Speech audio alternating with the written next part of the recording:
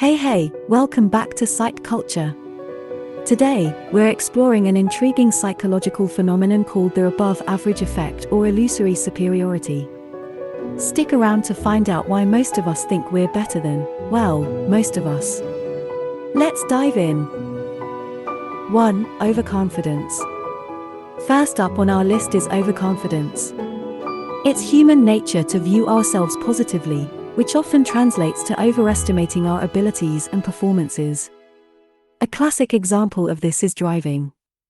In a survey conducted by Festinger in 1981, 93% of US drivers rated themselves as being in the top 50% for driving skills. Clearly, this can't be statistically possible, but the overconfidence bias makes it feel utterly real. It is this natural inclination towards positivity and self-enhancement that often blinds us to our weaknesses. It's crucial to remember, overconfidence doesn't just apply to skills like driving. It could be about your knowledge on a topic, your ability to handle crisis situations, or even your perception of your intelligence. 2. Lack of self-awareness. Moving on, we arrive at the second reason: lack of self-awareness. Now, this is a particularly intriguing one. An extensive body of research, including work done by social psychologists Kruger and Dunning, indicates that those with the least ability at a task often overestimate their ability the most. This phenomenon is known as the Dunning-Kruger effect. For instance, let's say you have just started learning a new language. You learn a few phrases and suddenly you feel you're getting pretty good at it, even though your vocabulary is limited.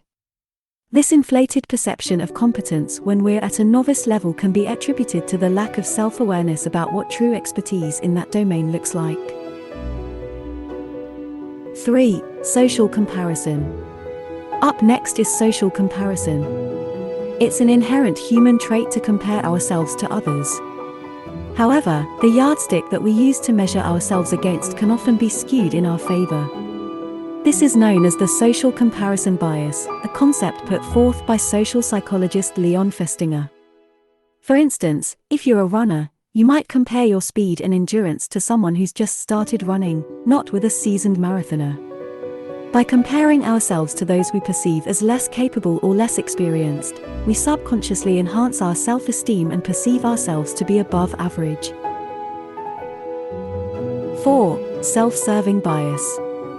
Let's talk about the self-serving bias now. It's fascinating how our brains are wired to protect our self-esteem. A common way we do this is by attributing our successes to our abilities and effort, and blaming our failures on external factors. Imagine acing an exam and thinking it's entirely due to your intelligence and hard work. Now, if you were to fail that exam, instead of accepting a lack of understanding or preparation, you might blame it on tricky questions or insufficient time. This self-serving bias shields our self-esteem, but it can also prevent us from accurately assessing our abilities and learning from our mistakes. 5. Egocentric bias. Finally, we reach egocentric bias. This bias reflects the inherent tendency to over-rely on our own perspective and experiences, thereby skewing our perception of reality. As an example, if you're a talented cook, you might believe that whipping up a gourmet meal is an easy task for anyone. Because it comes naturally to you, you tend to underestimate the skill and effort required, thus overestimating the average person's cooking skills.